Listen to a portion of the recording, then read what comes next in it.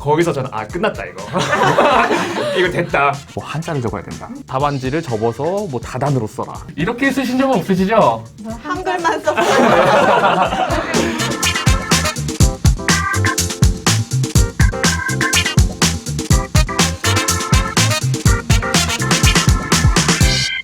다음은 이제 필기평가에 대한 이제 꿀팁을 한번 알아보도록 하겠습니다.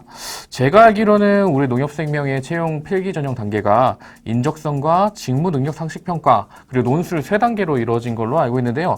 아까 말씀하셨던 그 인적성 평가는 그 처음에 말했던 온라인 인성 검사 그거랑 같은 내용인 거죠? 네, 유사한 형태고요. 그걸 단순히 이제 필기 형태로 본다고 생각하시면 될 것 같습니다. 그렇다면 여기서 중요한 꿀팁 하나는 그 전에 했던 필기 때 인성 검사의 내용과 지금 했던 내용이 어느 정도 유사하고 동일한 일치해야 스탠스를 되나요? 유지해라. 아 그렇구나. 네. 그럼 다음은 직무 능력 상식 평가에 대해서 좀 알아보고 싶은데요. 이건 저희 때는 없었던 것 같은데 혹시 어떤 건지 설명해 주실 수 있으실까요? 고태우 기자님? 네, 그 직무 능력 상식 평가라는 게 뭐 쉽게 말씀드리면 많은 분들이 이제 하시는 NCS, SAT 같은 거와 유사한 형태라고 보시면 될 것 같아요. 아 그럼 우리가 전형적으로 알고 있던 그런 취업에 나오는 문제 그런 거에 대해서 공부하면 되겠네요. 혹시 요거를 그럼 어떻게 준비를 하면 좋을까요? 허다문 기자님? 금융 상식 부분에서는 그러니까 매일 한국경제신문, 뭐 매일경제 이런 거를 계속 도서관에 가서 아침마다 그러니까 표제, 부제 이 정도는 매일 한 1개월 넘게는 읽었던 것 같아요. 그리고 NCS 스터디는 뭐 농협뿐만 아니라 모든 곳에서 공통됐다고 알고 있었기 때문에 계속 스터디를 뭐 주 2회 정도 그렇게 계속 반복해서 했습니다. 네. 그렇다면 논술 시험 준비는 어떻게 해야 될까요? 혹시 고태우 기자님은 어떻게 논술 준비를 하셨나요? 이게 서류 발표가 난 다음에 논술 시험까지 딱 3일이라는 시간밖에 주어지지가 않거든요. 그래서 사실 벼락치기를 할 수밖에 없었습니다. 그러니까 평소에 물론 신문을 많이 읽으시고 뭐 경제 용어 공부는 틈틈이 하셔야 되는 게 사실이고요. 이제 3일 동안 이제 저는 타 금융권에 이제 배포된 그 기출 문제들을 딱 시간을 정해가지고 60분이면 60분, 80분이면 80분 딱 정해서 한 10몇 개는 써본 것 같아요. 3일 동안. 한 10개, 20개 정도 급하게 막 썼었거든요. 근데 이제 제가 썼던 걸 읽어보면 사실 말도 안 되는 것도 많고 뭐 못 쓰는 것도 많아요. 근데 어떻게든 제가 가진 논리를 가지고 쓰려는 연습을 했고요. 그렇게 해야만 시험장에 가서 내가 모르는 문제가 나오더라도 논리적으로 쓸 수 있는 역량을 기를 수가 있습니다.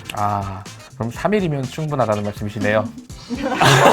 송지인 기자님도 혹시 팁 같은 게 있으실까요? 저는 신문을 좀 많이 봤어요. 보험사 스터디를 많이 하다 보니까 보험 메일이나 그리고 한국보험신문으로 보험의 뭐 추세나 트렌드를 많이 접했고요. 그리고 농협이 좀 특이하잖아요. 판매 채널도 좀 특이하고. 그래서 농협에는 좀 맞춰서는 농민신문사라고 검색해보시면 나와요. 그래서 농민신문사 보시면 최근에 이제 농협이 어디에 관심을 갖고 있는지 어떤 게 이슈인지 이런 게 조금씩 나와요. 그러면은 그런 거 이제 조금씩 접목해서 쓰고 좋아하시지 않았을까요? 그럼 읽으시다가 그게 저의 꿀팁입니다. 신문 많이 보시면 계속 그게 쌓이더라고요.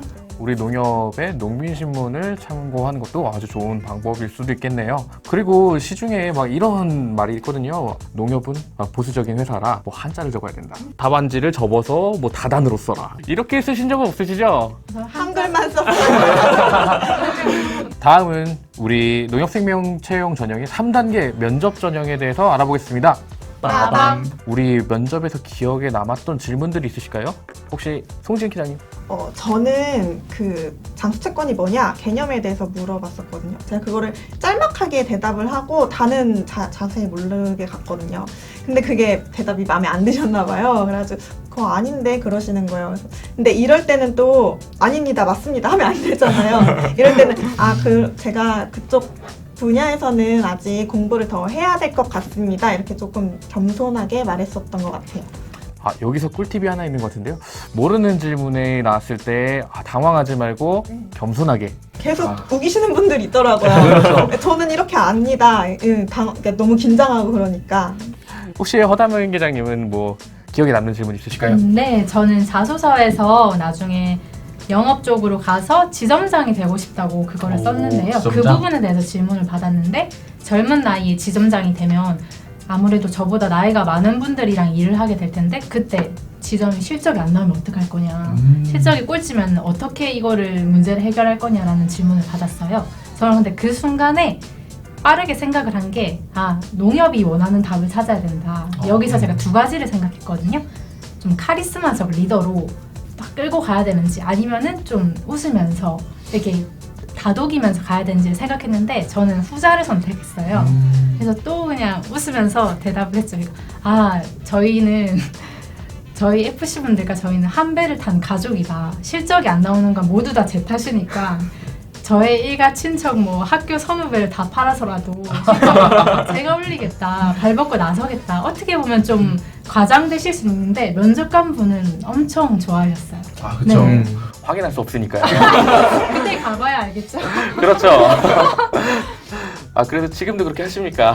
생각해보겠습니다. 그렇다면 혹시 면접 때 스터디 같은 경험이 있으실까요? 스터디를 하면 도움이 많이 되는지 아니면 안 되는지에 대해서도 한번 알아보도록 하겠습니다. 혹시 스터디 경험이 있으신 분 코리봉 한번 들어주시겠어요? 두 분 계시네요. 그러면은 고태호 계장님은 스터디를 안 하셨네요. 근데 제가 면접 스터디를 하지 않았던 이유는 딱 한 가지였어요. 제가 생각하기에는 어쨌든 면접 스터디는 같은 대학생들끼리 하잖아요. 그렇죠. 근데 저희는 면접을 대학생들한테 보는 게 아니잖아요. 면접관들은 40대, 50대 어떻게 보면 어른들인데 저는 대학생의 시각으로 평가를 하는 것 자체가 어떻게 보면 말이 안 되는 거 아닌가라는 생각을 먼저 했습니다. 그래서 그런 피드백을 받기보다는 그냥 제가 할 수 있는 답변을 더 준비하는 게 낫겠다라는 생각 때문에 면접 스터디는 하지 않았고요.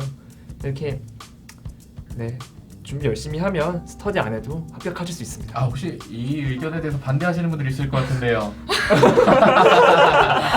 네, 허담 계장님.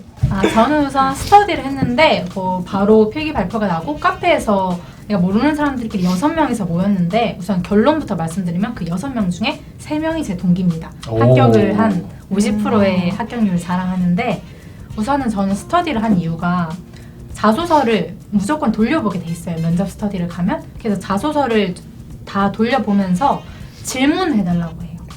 그러니까 이 면접관들이 내 자소서를 보고 연관 질문을 할 텐데 그게 제 머리로는 한계가 있잖아요.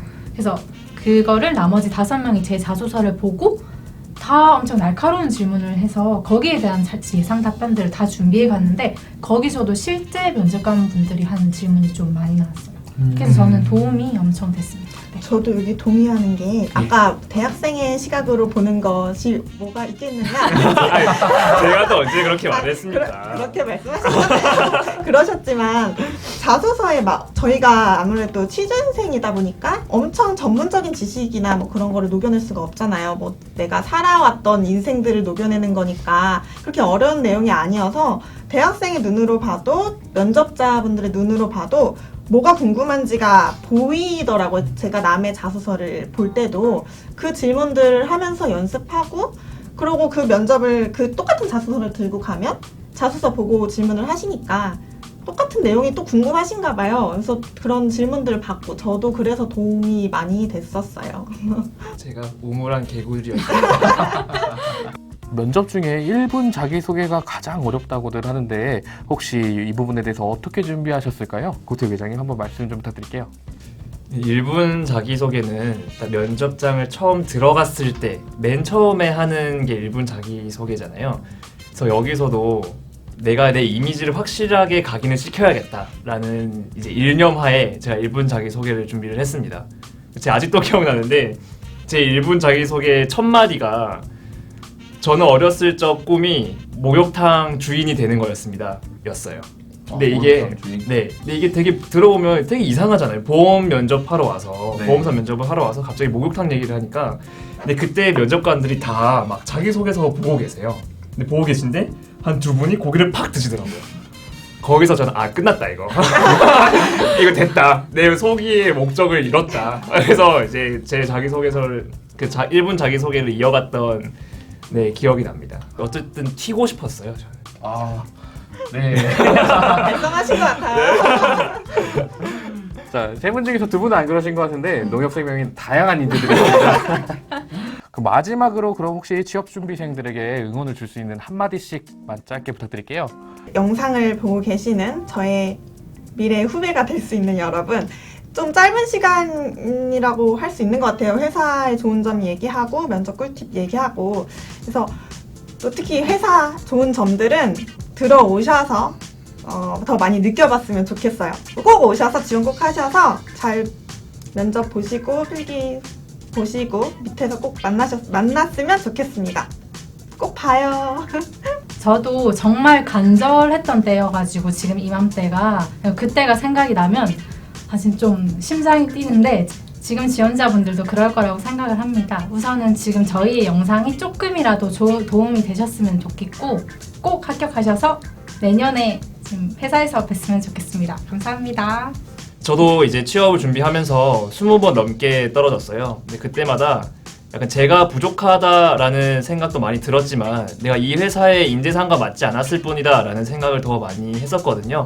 그러니까 자신감 잃지 마시고 뭐 이 회사가 나를 뽑지 않는다고 해서 뭐 내가 부족한 사람이다 라는 생각을 안 하셨으면 좋겠습니다. 그리고 많은 회사를 지원하실 때 그 풀 안에 농협생명이 있었으면 좋겠습니다. 꼭 내년에 같이 일하기를 바라겠습니다.